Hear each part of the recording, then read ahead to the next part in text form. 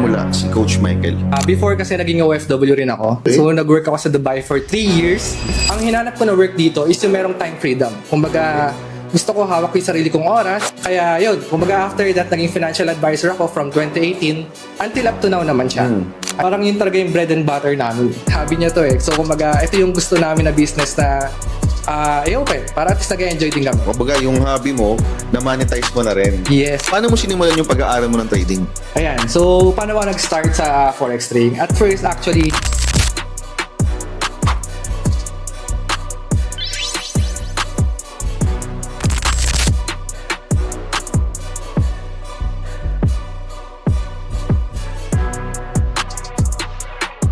Hey guys, what's up? Nico Mendoza po, your lifestyle trader. And welcome to another episode ng ating Pod Tactics na kung saan pag-uusapan natin ang iba't ibang buhay about sa mga traders na nakasama natin sa ating community. And for today's video guys, another very exciting episode dahil kasama natin ang isa sa magagaling at mahuhusay nating kaibigan sa trading community, si Coach Michael. What's up, bro? what's up, Coach Nico? Ayos. O, cheers muna tayo. Grabe. Cheers, sige. O, cheers. Dapat malasing tayo muna, no? Yes, grabe. So, bro, una sa lahat, bati ka muna sa ating mga viewers. Yan. So, hello everyone. My name is Michael De Vera. So, ako yung leader and coach ng MadFX community. Ayan. Ayos. MadFX community. Ayos. So, talagang meron ka ng community sa forex trading, no? Yes, Pero, meron naman ng nabuo. nice, nice. So, pero bago mapunta tayo sa forex community mo or sa forex journey mo, siyempre, gusto malaman din ng mga nanonood sa atin, saan ba nagmula si Coach Michael? Ayun. So, prior forex trading, no? Before kasi naging OFW rin ako. Ayan. Okay. So, nag-work ako sa Dubai for 3 years. So, actually matagal na yun. 2015 to 2017. Anong work mo ron? Sales merchandiser ako that time. So, anong product nyo ron? Actually, yung product, ang binibenta ko that time is yung mga appliances sa bahay. Talaga? Sa isang malaking supermarket doon sa Dubai. May hirap magbenta o hindi? Depende. Actually, madali lang naman kasi kailangan naman nila sa bahay yun eh. Sa bahay. Kumbaga, ang struggle ko na lang doon is kung paano ko ibebenta yung brand ko. Kasi iba't ibang brand yung nandun eh. Iba't ibang competitor yung nandun eh. So, kumbaga, struggle ko na lang doon is kung ano yung edge ko doon sa mga ibang brand na yun. Which is yun ang taga ginagawa ng mga nasa sales eh. Ayan. Diba? So, more on sales talaga. Oo. So, nung after mo mag-OFW, after 3 years, So, after 3 years sa pagiging OFW, siguro, after 3 years kasi parang doon ko na-realize na parang hindi para sa akin yung pagiging OFW eh. So, after that, bumalik kami dito sa Pilipinas. So, that time kasi kakasal na rin kami ng wife ko. So, nakapag-ipon kami that time sa 3 years na yon sa Dubai. And then, nagamit namin siya for our wedding. okay. So, after that, yun, back to zero kami kasi nga naubos namin lahat doon. And then, after that, nagsettle na kami dito sa Pilipinas kasi at that time, kasi nabuntis na rin siya noon. So, kumaga mag-start na rin kami ng family. So, gusto namin, dito lumaki sa Pilipinas yung mga anak namin. From there, nag-start ako mag-work as a financial advisor sa isang insurance company. Kasi, kumbaga, doon ko nakita yung work na hinahanap ko before. Na hindi ko na-experience before sa Dubai. Kasi sa Dubai, before, ang work ko parang 6 times a week. Kumbaga, ang day off ko once a week lang eh. And then, ang hinanap ko na work dito is yung merong time freedom. Kumbaga, gusto ko hawak ko yung sarili kong oras. Kasi at that time, since buntis nga yung wife ko, parang gusto ko siyang bantayan. And then after that, pag lumabas na yung baby, gusto ko rin mabantayan hanggang sa paglaki. So, everyday gusto ko kasama. Kaya yun, kumbaga after that, naging financial advisor ako from 2018 until up to now naman siya. Ayan. So, kumbaga ang gusto ko lang dun sa work na yun is meron kaming time freedom. Okay. And, of course, yung purpose ng trabaho namin is, kumbaga nakakatulong din kami sa ibang tao. Yes. Dun sa mga ino-offer namin na products. Ayun. Nice, nice. So, 5 taon may gitna. 7 years ka actually na nasa pagiging financial advisor. From 2018... So, 2025 Oh, yes. ngayon. Eh. Oo. 7 years Tagal na pala, no? Hindi mo na namalayan yung panahon eh, no? Yes. Okay. So, from there, those 7 years, may baka pang mga pinagkakitaan, mga negosyo or... Kumbaga sa 7 years na yun, parang yun talaga yung bread and butter namin eh. Kumbaga doon talaga kami nag-focus eh. Parang full-time talaga siya. Kasi at that time, after 2 years, naging manager na rin ako. Na-promote ako sa manager. So, ibig sabihin, meron na rin ako mga financial advisor under me. Okay. So, meron na akong sariling team ko that time. And then after that, siguro ito lang recently, last year, na parang nag-iisip na ako kung ano pa ba yung pwede kong gawin para makadagdag sa source of income ko. Kasi at that time, kumbaga naging dalawa na rin yung anak ko. Kumbaga parang for me, hindi na siya sapat eh. Na isa lang yung pinagkukunan namin ng source of income. And then also, nag-open na rin kami ng business. Okay. Ayan, meron kami traditional business. So, yun yung mga ginagawa ko. Anong traditional business yan? Actually, itong studio na to, ayan. Itong Sa studio inyo ba to? Ayan. So, meron kaming studio. Yes. Ginagamit namin siya for this. For example, this one podcast, pwede rin sa mga photo shoot, sa mga birthday shoot, maternity, newborn, birthday shoot. Yan, kahit anong photo shoot, kaya namin i-cater. So, kumbaga ito kasi hilig to ng wife ko. Kumbaga, hobby niya to eh. So, kumbaga, ito yung gusto namin na business na i-open. Para at least nag-enjoy din kami. Yes, napakaganda. No? Kumbaga, yung hobby mo, na-monetize mo na rin. Yes, tama. Di ba? Actually, kaya kami nag-connect din ni Michael dahil nakita ko nga sa Facebook niya na meron silang photo studio. Nagpa-set ako ng family shoot namin. Yes. Actually, ito nga yata yung pinakaunang kami yung customer namin. kami yung buwan ng mano, no. Hindi pa sila talaga open noon. So, ayun. So, tapos, na-discover ko na meron silang podcast studio. So, ito na nga yun. Napakaganda ng setup nila, no? So, actually, re-recommend ko talaga sa inyo, kung kayo ay may mga family shoot na gusto kong gawin, maganda i-consider to kasi maganda rin yung location at ang daming options. Daming pwedeng pagpicturean eh. Yes, Di ba? ang daming setup. Depende sa Tapos, kung ikaw din naman, kung nanonood ka ngayon at gusto mo rin magkaroon ng sarili mong podcast show, tulad ng ginagawa namin ngayon, ito, ibahin nyo nga lang yung setup, ha? Pagsaan nila. De, pero, very, tag dito, ano bang term dito? Yung nababago-bago nila yung setup. Tulad ito, bago na yung setup namin dito, pero yung previous namin ay iba din. Di ba? So, sige, promote mo. Sabihin mo kung saan mapupuntahan, anong pangalan. Ayan. So, yung mga social media namin, TikTok, Instagram, Facebook, at Ciao Bella Studio House. Search nyo lang yon, tapos message lang kayo kasi by appointment kami dito. Yun. Ayan. Oo. Magpa-appointment kasi ano ito parang 1 year in advance dapat no? Joke lang. By appointment talaga. Wala talagang walk-in, no? Talagang there was a time na parang isang buwan fully book kayo no? Yes, especially kapag during Christmas season. Ayan. Oo. Yun, napaganda ng negosyo to. Kasi, tama ba? Kung medyo mababa ang maintenance niya. Maintenance dito. Malaki ang kapital, syempre. Malaki kapital. Okay. Pero yung maintenance, no, wala gano'n. Kuryente. Yes, kasi, yun lang, kumbaga kuryente, yung mga gamit naman namin dito, ito na yun. Kumbaga, binabago-bago lang din namin yung setup. Unless mag-request yung client namin ng bagong setup. So, mag-invest kami ng another setup for that. Pero at least magagamit pa rin namin siya in the future. At saka yung mga camera, syempre, hindi rin biro, di ba?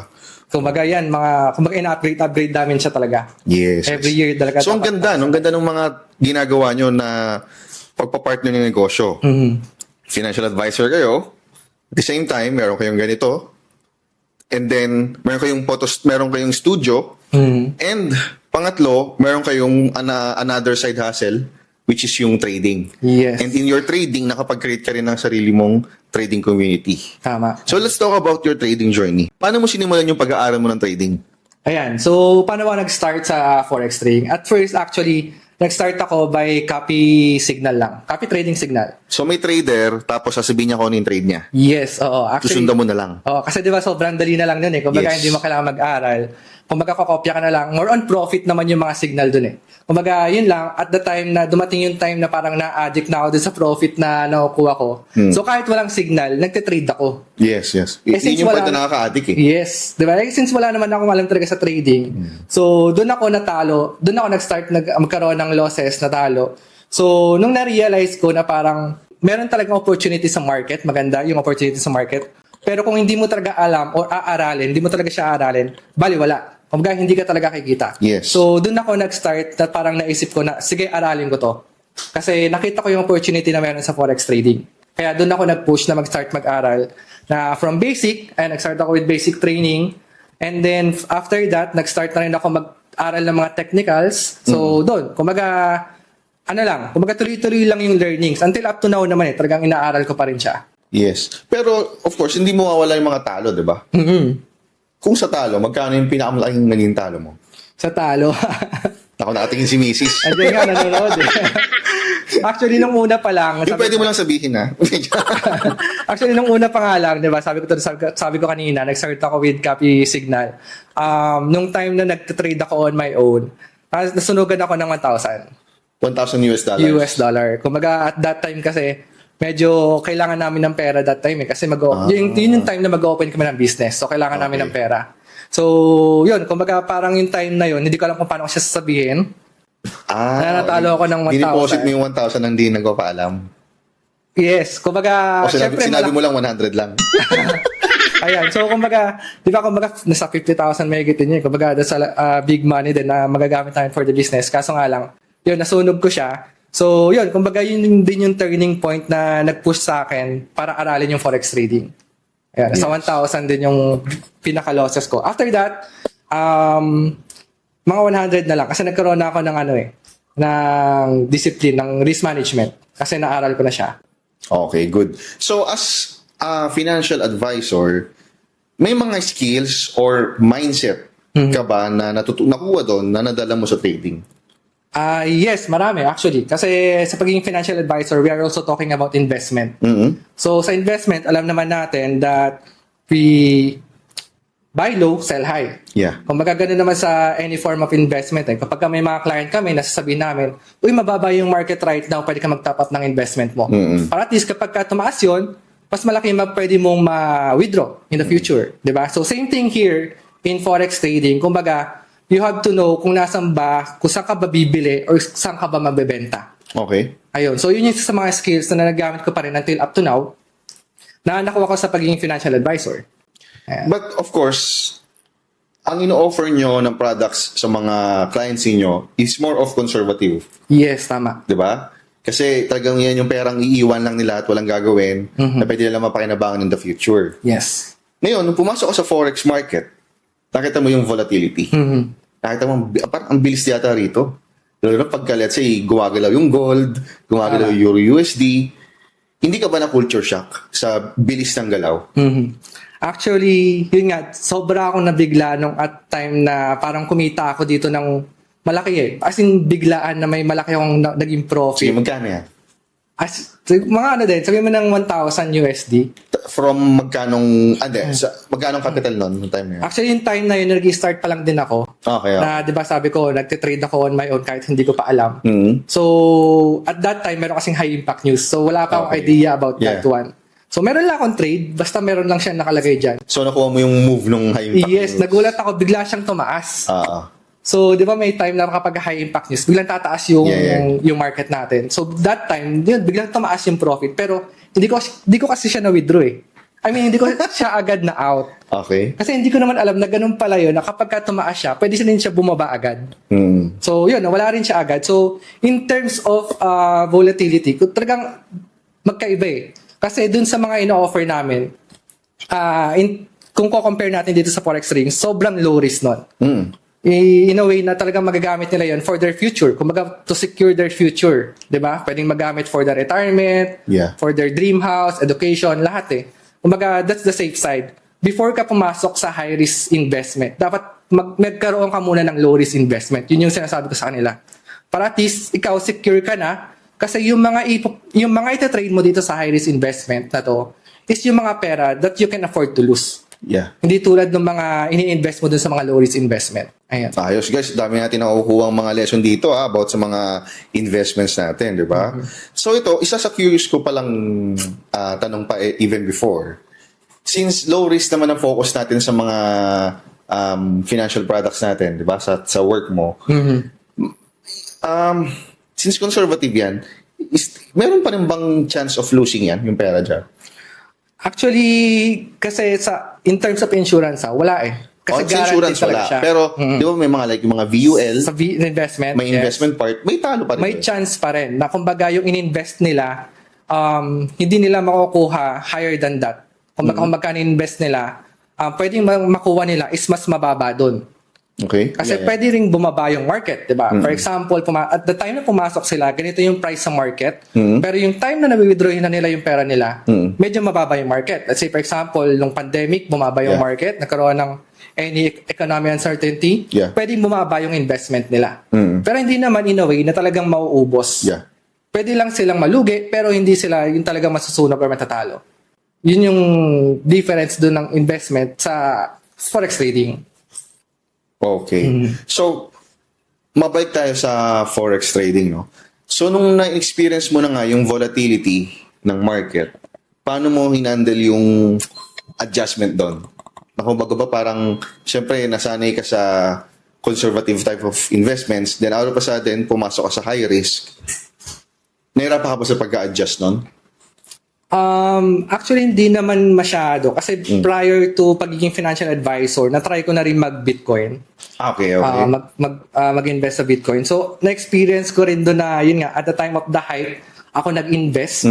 Tapos, after the hype, biglang bumaba yung market. So, meron kasi akong ka-work before na financial advisor na talagang alam niya yung nangyayari sa stocks, alam niya basahin yung market, alam niya basahin yung chart. So, sabi ko that time gusto ko rin yung gawin. So, nung nakita ko tong forex trading, nakita ko yung opportunity dito, na kapag inaral ko pala to, talagang makakatulong din sa akin eh. Kumbaga, hindi lang sa pagte-trade ko sa market, sa pagiging financial advisor ko din. Tama. So, as a financial advisor, no, kasi ang ganda sa'yo, meron kang comparison eh. Kung ikukumpara mo yung income mo as a financial advisor versus sa income mo sa forex trading, paano mo siya ipag-compare? In terms of income naman, actually, depende yan eh, kung ano yung mas ifo-focus ko. Kasi kung ifo-focus ko talaga yung sa financial advisor na side, actually malaki rin naman talaga yung income doon. Pero depende rin naman yon sa kausap ko na kliyente. Yeah. Kasi syempre, of course, depende yun sa source of income din nila, kung magkano ba yung kaya nilang kunin na plan from our business. Ayan. So here in forex trading naman, it's the same thing na kung meron ako malaking capital, of course, possible din na malaki yung kitain ko, 'di ba? So, pero depende pa rin 'yon sa lot size na ginagamit ko. So ako naman, kumbaga ang goal ko dito is parang meron akong trade plan every day na kapag ka na-hit ko na yung certain profit ko na 'yon, okay na ako doon. Now, in terms of profit naman, actually, dito sa forex trading, malaki rin naman yung pwede mong kitain eh. So, kung sa pagiging financial advisor, kung gusto mong kumita ng malaki, kailangan mo ng malaking client, big client. So, dito, kung gusto mong kumita ng malaki, of course, kailangan mo ng big lot size, di ba? So, doon sa big lot, bigger capital. Bigger capital, of course. So, kumbaga dito, kaya rin naman kitain actually yung kinikita dun sa pagiging financial advisor ko. Ayan. So, yun. Depende talaga ako sa mga yung focus mo, no? Pero kailangan mo kasing dito, kung kikita ka ng malaki, of course, kailangan mo muna talagang aralin. Yeah. Hindi siya basta-basta na basta kikita ka agad ng malaki. Diba? Ayan. Alam mo, gusto ko yung mindset mo eh. Kasi kaya mo pa nababanggit yung time freedom. Tsaka of course, yung financial freedom. No, kasi ako, personally, ganoon din yung one of the biggest reason ba't ko pinasok yung industry ng trading, it's because of the freedom. Na hawak mo yung oras mo, wala kang pinapaalamanan na boss, Yes. walang pressure sa work, walang mga deadlines. Kumbaga, kung gusto mo magbakasyon, gusto mo mag-travel, anytime, pwede. Wala nang sick leave. Anywhere, pwede. Yes. Diba? Wala nang mga leave na iniisip. Diba? Kailangan mo lang talagang gawin. No? So, in terms of making money, talagang darating yung time, kikita ka ng sobrang laki. Sa kahit saang industry gawin mo, basta bigyan mo ng 100% na focus mo eh. Diba? So, naalala ko lang, no? Kasi dito, ito, mayroon akong pera dito. Yes, may pera ako. Big time. Okay. Ito, no? Pag sabi ito, euro. This is a 10 euro bill. Diba? Iba't ibang tao, iba't ibang perspective sa pera. For me, money is just a tool. Diba? It is something na dapat hindi lang ito yung basta na ginagol mo eh. Ang problema kasi, kapag nakafocus ka masyado sa pera, hindi mo na iisip or nakakalimutan mo na yung purpose, ba't mo kailangan to or saan mo gagamitin to. Dun ka naliligaw. So ikaw, nung naririnig kita kanina about freedom, alam mo na agad sa simula pa lang na you're doing it for purpose. May purpose ka, may mission ka, alam mo yung vision mo sa sarili mo, sa family mo. So, money is just a tool. Hindi ito yung ultimate goal. Tama. Nakigets mo? Kumbaga, sabi ko nga sa mga nakakausap ko, ang true meaning of success is having peace of mind. Diba? But again, yung pagkaaroon ng pera is a big part of the peace of mind. Kasi hindi ka magkakaroon ng peace of mind if, alam mo yun, matutulog ka or bago ka matulog, inisip mo sa kukuha ng pangkain kinabukasan. Mhm. Diba? O kaya naman, hindi ka makatulog dahil yung mga inutangan mo, pinagdadasal ka. Imagine mo yun. Diba? Tama. Kaya nagpo-prosper ka rin sa pagiging financial advisor mo, nagpo-prosper tong negosyo mo, nagpo-prosper yung pag-forex trading mo. It's because malinaw sa'yo yung vision, ba't mo ginagawa to? Yes, yun yung biggest why. Diba? Bakit ko biggest siya ginagawa? Sige nga, pag pinag-usapang biggest why, ano yung sasabihin mo? Yun, para dun sa mga hindi pa marunong mag-trade or sa mga nag-start pa lang mag-forex trading, at least meron na silang, kumbaga, nakikita na nila paano ba nag-work yung trading. Kahit dun sa AI bot lang na yun, sa algo bot natin. So with Algo, with our LTA.algo, kahit na wala pa alam sa trading, nagkaroon na sila ng opportunity na ma-expose na sa market. Yes, tama. Diba? Kasi aminin natin, sa panahon talaga ngayon, ang mga kababayan natin, mas gusto nilang kumita agad bago aralin ang isang bagay. Tama yun. Diba? Kasi